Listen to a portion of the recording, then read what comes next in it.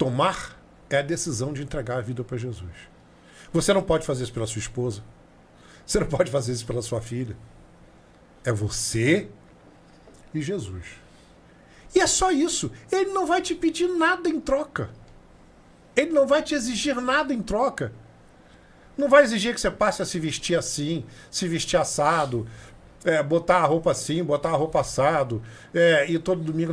Ele não vai te exigir nada. O resto é tudo invenção do homem. É tudo criação do homem. Então, amigos que estão nos ouvindo, tome essa decisão. Tome a decisão de entregar a vida de vocês para Jesus. É uma decisão individual, é uma decisão pessoal e que não vai lhe ser cobrado nada, nem o dízimo. Nem o dízimo vai ser cobrado de você. Eu cheguei... Acho que eu nunca comentei isso com você, né? Porque ultimamente também ele nunca teve mais tempo para bater papo assim. Mas é mais de trabalho, né? Mas assim, uma coisa que eu tinha na cabeça depois de prestar muito atenção, eu passei na minha vida assim por N religiões, né? Meu pai foi para um lugar, minha mãe é de outro. Então eu frequentei outros, até perceber que o caminho não era a igreja, o caminho é Deus e ponto. E ponto. Então assim, o que eu coloquei na minha cabeça, até pensando assim, Jesus veio... Porque eu penso, até antes de Jesus existia muita barbárie, né? Existia guerra, existia luta, então ali um matava o outro.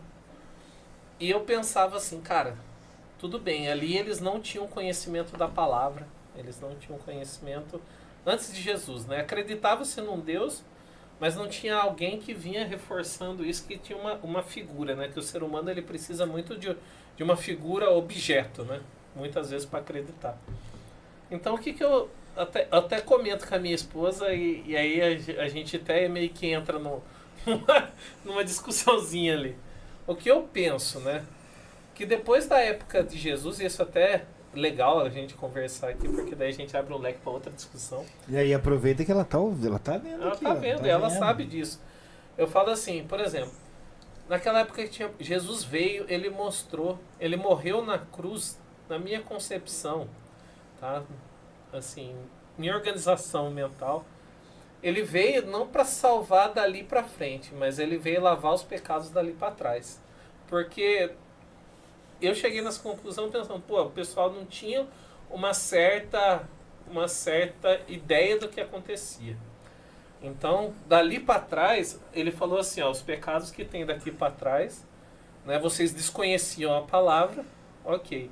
Mas daqui para frente, porque eu penso assim, você aceitar Jesus, você viver de uma vida errada, vamos colocar crime e barbárie, você matar, estrupar, e simplesmente você aceitar Jesus e não pagar por aquilo, é uma coisa que a gente pensa muito. Muito bem colocado. Quem reflete muito, eu penso... Pagar, você vai pagar. Muito bem, Não, isso, pagar muito bem colocado. Em vida, como que é? Muito bem colocado. Muito bem colocado. A lei do homem tá aí. No período em que Jesus teve morto, ele desce ao Hades e vai retirar as almas daqueles que morreram em Deus. Tá? Com todos aqueles que morreram crendo em Deus e que estavam no local chamado Hades, Jesus desce, vai lá e retira essas almas. Então, o primeiro serviço que ele faz é recuperar os dali para trás. Tá? Ele recupera os dali para trás. Dali para frente.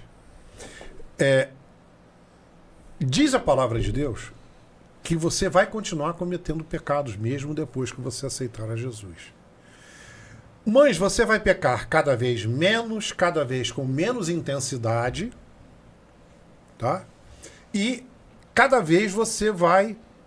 E todas as vezes que você pecar, você tem alguém a quem recorrer para livrar você do seu pecado. Isso a Bíblia é muito clara. Aí você fala, bom, mas o camarada teve uma vida toda errada, né? Aí ele aceitou a Jesus e beleza, Depende. Do ponto de vista espiritual, beleza. Ele vai para o céu. Mas ele vai pagar por tudo aquilo que ele fez de errado. Ele vai pagar. Entendeu? Em vida. Em vida ele vai pagar por tudo aquilo que ele fez de errado. Agora, a alma dele está salva. São duas coisas completamente diferentes. Né? Corpo e alma. As lambanças que você faz em vida, você vai pagar por elas em vida. Mas, a partir do momento que você aceitou Jesus e que você mudou, porque a palavra utilizada é conversão. Né? A pessoa, quando aceita Jesus, faz uma conversão. O que é uma conversão? É aquela volta de 180 graus, não é isso? Aquela plaquinha, né? Conversão permitida à esquerda. Então, o que é? Você estava andando nessa direção e você faz uma conversão, ou seja, você passa a caminhar na direção contrária. Por isso que eu costumo dizer que o cristão, ele anda na contramão da história da humanidade. O cristão, ele anda na contramão da história da humanidade. A história da humanidade vai para cá, o cristão vem para cá. Tá? Agora, isso é um caminhar. Você vai passar um tempo ainda cometendo erros, ainda cometendo pecados, mas você vai pecar cada vez menos e você vai se acertar. É por isso que eu repito, entrega a vida para Jesus. Não tem comprometimento nenhum. Você não perde nada. E ganha tudo. Você não perde nada. Você não perde a sua liberdade.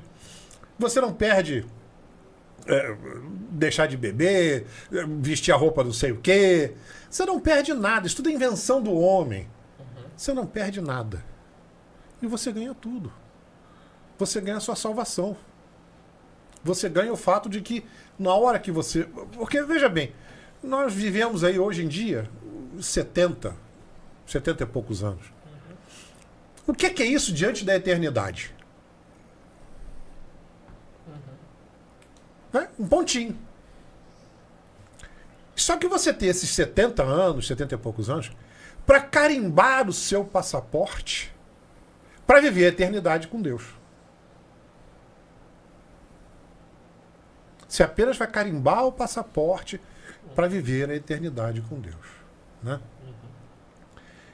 E as pessoas, elas muitas vezes não pensam nisso. Eu já fui, assim como você, imagino eu já fui católico, estudei em colégio de padre, fiz crisma, primeira comunhão, aquele negócio todo. Depois eu fui da Umbanda, muitos anos. Minha mãe era umbandista, eu frequentava centro e tudo. Muitos anos fui da Umbanda. Depois, quando eu me casei, eu enveredei pelo sufismo. É uma religião oriental. Fui sufi. Fui maçom. Fui Rosa Cruz. Eu estava procurando uma razão de ser para minha existência, né? Eu olhava e dizia, pô, eu vou viver aí 60, 70, 50 anos, sei lá, Mas tem que ter uma razão de ser disso aqui. Não é acordar, trabalhar, fazer filho, cuidar da esposa. Tem que ter alguma razão. Essa história toda aqui, esse negócio todo aqui, né? Esse mundo todo aqui, essa existência toda. Tem que ter algum sentido isso. E eu comecei a procurar. E procurei. O único lugar que eu não procurei foi na Bíblia Sagrada. Eu tinha ódio de crente. Mas, rapaz, ódio do sujeito. Pensa no sujeito que tem bronca de crente. Era eu. Tinha uma igreja, Assembleia de Deus, perto de onde a gente morava, lá em Friburgo. E domingo de manhã, né? Os irmãozinhos, né, de terninho, suando, aquele calor do Rio de Janeiro, suando, com a Bíblia debaixo do braço. Aí eu passava para ir na padaria comprar pão, né? Eu passava de sunga e sandália de dedo sem camisa. Só para zoar com a cara dos crentes, né? Para lá e para cá. Eu me lembro que um dia eu cheguei a dizer, para minha família, a gente passou na porta da igreja, estava lá pregando lá, o pastor pregando lá. E eu cheguei a dizer, é mais fácil um dia eu virar viado do que pregar numa igreja, do que fazer um papel desse. Né? E eu queria dizer que eu não virei viado, tá? Esse papel do... Eu hoje prego Tá certo. e eu não virei viado. Então, eu tinha uma bronca tremenda de crente. Né? Até que um belo dia, eu estava lá numa situação financeira terrível, a empresa passando por uma situação financeira terrível, né? Porque eu tinha 3 empresas, a gente estava com um banco lotado de dinheiro para fazer a obra, era uma construtora. Eu tinha uma incorporadora, uma construtora e uma fábrica de artefatos de cimento. A gente estava com um banco lotado de dinheiro, ia começar a fazer a obra, só que para você começar a fazer a obra, você tem que juntar bastante dinheiro, porque o estaqueamento custa muito caro e vai muito rápido. Porque o bate-estaca custa muito caro, então o cara bate estaca em 15 dias e já leva o bate-estaca para outra obra. E eu aproveitei o bate-estaca para fazer 2 obras, era quase uma em frente da outra. Então em 30 dias eu ia desembolsar uma grana de aluguel de bate-estaca, de concreto, de ferro, para estaquear a obra toda. Né? Então tinha que juntar bastante dinheiro. E a gente estava com bastante dinheiro junto nas contas bancárias, e o Collor veio e tomou o dinheiro todo. 1990. As empresas quebraram. Quer dizer, eu quebrei. Quebrei. Mas sobrevivi algum tempo. E nesse tempo que eu estava sobrevivendo, chegou lá na minha empresa um convite de uma tal de ADONEP, Associação de Homens de Negócio do Evangelho Pleno. Quando chega a tua vez, amiguinho, chega a tua vez. Eu não decodifiquei do Evangelho Pleno. Eu li Associação de Homens de Negócio. Parei ali. Depois, eu sou homem, sou de negócio e estou quebrado. Vou lá. Convite. Jantar. Boca Livre. O hotel em Friburgo tinha um hotel chamado Sanssouci, que era um hotel 5 estrelas. Né? Ia ser lá no Sanssouci. Eu disse, porra, sexta-feira... antevéspera de Natal, dia 22 de dezembro. Era uma sexta-feira. Sexta-feira, 22 de dezembro, antevéspera de Natal. Eu duro igual um coco. Boca Livre. Pra mim e pra minha mulher. No Sanssouci. Tô dentro, amigo. Tô dentro. Liguei e confirmei na hora. Né? Aí eu cheguei lá. E a primeira pessoa que eu encontrei... cheguei na portaria. E a pessoa que havia me convidado não estava lá. Aí já foi aquele baque. Mas a senhora que estava na portaria disse, não, mas o convite de vocês já está pago. Eu já ia voltar da porta, porque eu não tinha dinheiro para pagar. Beleza. Tô ali acertando as coisas, dando o nome, não sei o quê. Veio um camarada com o qual eu estava tendo brigas homéricas, porque um dos prédios que eu estava construindo, ele era todo de pele de vidro. E o fornecedor desse blindex todo, eu sem grana, enrolando ele, e eu sempre gostei de ganhar no grito. Né? Eu brigava à vontade mesmo. E a gente tendo brigas homéricas. E ele veio ao meu encontro. Eu disse, pronto. Mais um. É hoje. Aí ele veio, me deu um abraço gostoso e falou, que bom que você veio. Eu tomei um susto, né? Não esperava aquilo. Fiquei meio assim, tal coisa. Aí eu tô entrando, veio um sujeito baixinho desse tamanho assim, ó, com cabeção desse tamanho. Pastor Aderbal, meu amigão. Chegou, me deu um abraço gostoso também, disse assim, que bom que você veio. Aí eu pensei cá comigo, que bom que é todo mundo maluco nesse lugar, né? Porque, porra, eu tô brigando, que bom que você veio. Outro eu nunca vi na minha vida, que bom que você veio. É todo mundo louco nesse lugar.